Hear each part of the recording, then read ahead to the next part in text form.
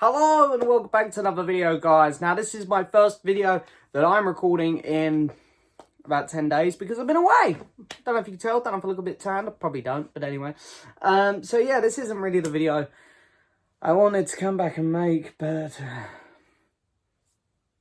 here we are. So I said I was going to review every episode of Doctor Who, Series 13. So I knew that as soon as I come back from my holiday, I was obviously going to have to get caught up on the episode I missed. Episode 3, The Flux, and review it. I can't even remember what the episode was called. I normally bring some notes here in front of me, but I just didn't even bother today because I have literally nothing to say about this episode. I don't know how I'm going to turn this into a proper video, if I'm being completely honest. But yeah, sure, I'll talk about it. This episode was really bad. This was worse than the first episode, I thought. I liked the second episode, you know, for people who... you know, and again, I need to stress this because of some of the comments I got on my first review. This is my opinion. This is not me speaking factually. This is not me telling you what you should think. This is me just sharing my opinion. And yeah, so the series picked up a bit in episode 2, War of the Centaurans, or the Centaurans War, or whatever it was called. That episode was pretty good. First episode was really clunky and messy, and this has gone straight back to it. It's just jumping all over the place with characters. 1 minute you've got the guy from like the 1500s, I don't know what century he's from, popping up on screen, and we've got some weeping angels randomly popping up.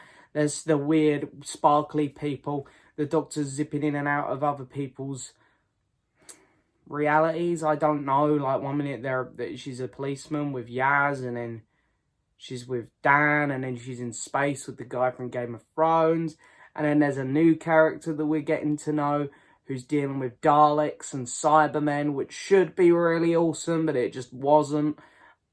This was really, really quite poor, this episode. It was really terrible. The jumping about just made the episode feel very loose, very disconjointed. Made me lose interest because I couldn't connect to one specific story. I didn't really care what was going on. Things that should be very, very cool, like when this new character fights...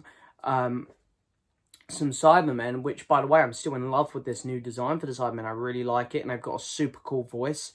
Reminds me very much of the Russell T Davies era voices, and yet kind of like a mix between Matt Smith era Cybermen and maybe like Peter Davison Cybermen, which I love it. I think it's brilliant. But, you know, they've just been completely thrown under the bus again here. You know, you got, I don't know, like 8 come around the corner, and she manages to take them all out, and it's just... with very little ease, she does a couple little dodges like that. Literally, that's all it takes to dodge a Cyberman. And then, yeah, she takes them all out from just hiding behind a wall. Pretty simple. Cybermen are pretty easy to kill, apparently.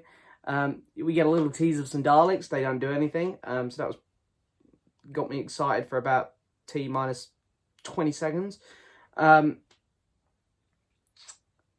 Yeah, I don't know. I really don't have much to say about this one. I didn't care for the story at all.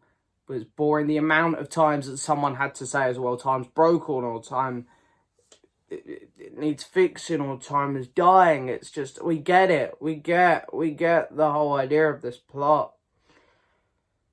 We get it. Just again, every side character here was so flat and boring in this episode. Like in the last one, they made Dan pretty likeable in the Centaurian one. And I was like, you know what, I'm coming around to this guy. And in this one, he was just back to being really boring. I don't get it. I really don't. Because have all 3 of these been written by Chibnall so far? Because the last episode just felt really different. And this one feels just like the first one again, if not worse. At least the first one had my attention more because it's the first episode. There was hope that it might have improved. Yeah, I just don't have much to say about this episode, guys. I'm sorry. I know my Doctor Who review is normally like 8 minutes long or so, but I've got nothing for this one. It's just bland. It's just some of the visuals are crap again, which is really weird because sometimes they're incredible. Like when the TARDIS going through the vortex looks amazing, and you get some other shots which are yeah. The script is awful. It's truly awful. The acting is cringeworthy at times. After episode 2, I was like, yes, hopefully I'll be able to sound more positive, and we've just sloped right back to where we were in episode 1.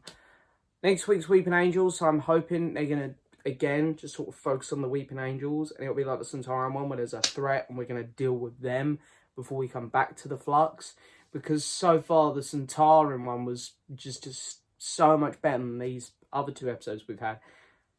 So, yeah, we'll see. Anyway, yeah, the episode went good. Thank you so much for watching as always, guys. I'll come back with a more positive video for you over the weekend. And I'll see you all next time for another video. Bye-bye.